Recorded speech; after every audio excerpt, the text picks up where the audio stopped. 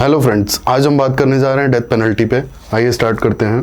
कुछ दिन पहले एक न्यूज़ आती है कि Supreme Court has initiated a review for the process. कौन सी process? By which the courts award capital punishment, यानी कि डेथ पेनल्टी। अब सबसे पहले जान लेते हैं डेथ पेनल्टी होता क्या है। What is capital punishment? Capital punishment is that punishment when a person is awarded a death sentence after following the due process of law and completion of a judicial trial. अब हालांकि ये बहुत debatable है, बहुत सारी countries ने इसे ban कर दिया है। आइए देखते हैं इंडिया में ये अभी भी फॉलो होता है। Death penalty and it's framework in India. India is among those countries जहां पर डेथ पेनल्टी अभी भी अवॉर्ड किया जाता है, और काफी सारे आप देख सकते हैं prisoners, 488 prisoners are still there जिन्हें पुराने और नए लॉज के चलते डेथ पेनल्टी अवॉर्ड की गई है। अब ये नए लॉज कौन से होते हैं? जैसे हाल ही में मध्य प्रदेश एक अमेंडमेंट लेकर आया, स्पीरियस लिकर के केसेस में डेथ पेनल्टी का प्रोविजन डाल दिया। अब Bachchan Singh versus state of Punjab में सुप्रीम कोर्ट ने एक फ्रेमवर्क एस्टैब्लिश किया था। वो फ्रेमवर्क जो था पर्टिकुलरली डेथ पेनल्टी को अवॉइड करने के लिए था, लेकिन even after 40 years that framework is not particularly followed and it's even miss interpreted. आइए कुछ फैक्ट्स के बारे में बात करते हैं। By 2020, almost 108 countries have abolished death penalty and almost 28 countries have abolished death penalty in practice. यानी कि लास्ट एक डिकेड में किसी भी तरह का डेथ पेनल्टी अवॉर्ड नहीं किया गया है, दो इट इज लीगली एग्जिस्टेंट। अब यहाँ पे अगर हम केस की बात करें Bachan Singh versus state of Punjab, यहाँ सुप्रीम कोर्ट ने स्ट्रिक्टली कहा था death penalty should be given in the rarest of the rare cases. अब यहाँ पर एक और इंपॉर्टेंट केस की बात कर लेते हैं, मच्छी Singh versus state of Punjab. यहाँ पे सुप्रीम कोर्ट ने कुछ फैक्टर्स की बात कही थी which can help to determine that case rarest of the rare है या नहीं। आइए आगे चलते हैं। Argument supporting the death penalty, सबसे पहला आता है deterrence. Deterrence as in death penalty को अवॉर्ड करने के बाद लोग रुकेंगे, क्राइम नहीं होगा, क्योंकि लोग डरेंगे वो क्राइम करने से। सेकंड पॉइंट की अगर बात करें तो रेट्रिब्यूटिव जस्टिस।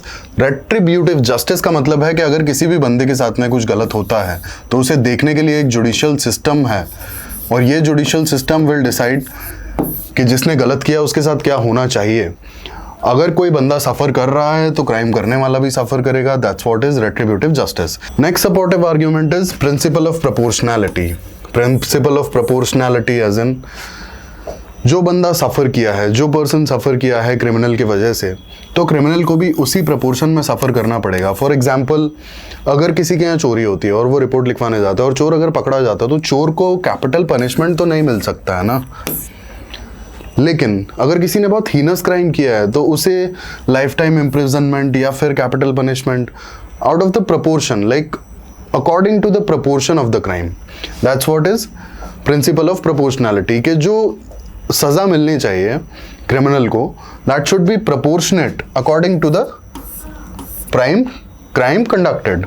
अगला सपोर्टिव आर्ग्यूमेंट आता है विल ऑफ सिटीजंस। एक रिसेंट सर्वे कंडक्ट हुआ था, almost more than 60% people supported, greater than 60% people supported the capital punishment. इसके बाद लास्ट आता है incentivize to help the police. काफ़ी सारे लोग जो हैं, जो क्रिमिनल्स हैं, जिन्हें सज़ा होती है, जिन्हें पनिशमेंट मिलती है, these people help police out of the fear of the capital punishment, जिसे अपन कहते हैं plea bargaining. Plea bargaining,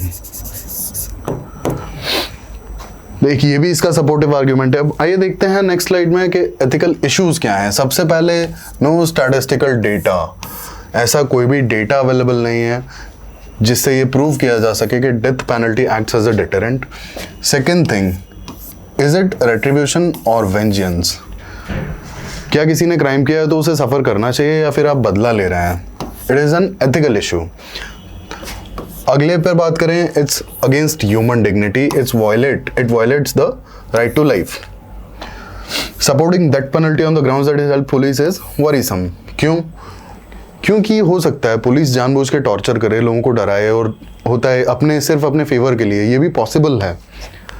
then ignoring the restorative and rehabilitative aspect of justice. किसी से एक बार गलती हो गई इसका मतलब ये नहीं है कि उसे मर जाना चाहिए। फ्यू पीपल आर देयर जिनसे out of like heat of the moment उनसे गलती हो जाती है एंड उन्हें बहुत पछतावा भी होता है इस चीज़ का, दे डू रिग्रेट, तो उसका मौका ही नहीं मिलता है। There is no chance of rehabilitation as well as restoration. इसके बाद एक सबसे इंपॉर्टेंट चीज़ आती है, with increase in education and socioeconomic development crimes do decline. अगर इंडिया का यहाँ पर केस लें तो इंडिया में जो मर्डर रेट है जो 1990s में हुआ करते थे आज बहुत ही कम है। उस समय पर 1992 का डेटा अगर आप देखेंगे तो इट वॉज 4.6 पर लाख एंड 2013 में ये हो जाता है इंडिया में मर्डर रेट इट इज़ 2.7 पर लाख। अगर हम वे फॉरवर्ड की बात करें तो इसमें बहुत पॉजिटिव एंड पर अगर इसे हमें ख़त्म करना है तो इट्स ऑब्वियसली कि respect for life, respect for life it is important first of all. और सेकंड पॉइंट अगर हम इस पे इम्पॉर्टेंट बात करें तो सेकंड इम्पॉर्टेंट पॉइंट इसका ये हो जाएगा रिहैबिलिटेशन। रिहैबिलिटेशन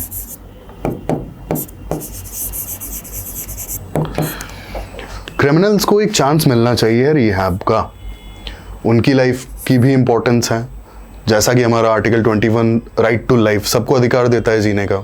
अगर किसी से कोई गलती हो जाती है तो उसे एक सुधरने का मौका देना चाहिए। यही था इस आर्टिकल का एंड और यही हमारा था way forward. Thank you for listening.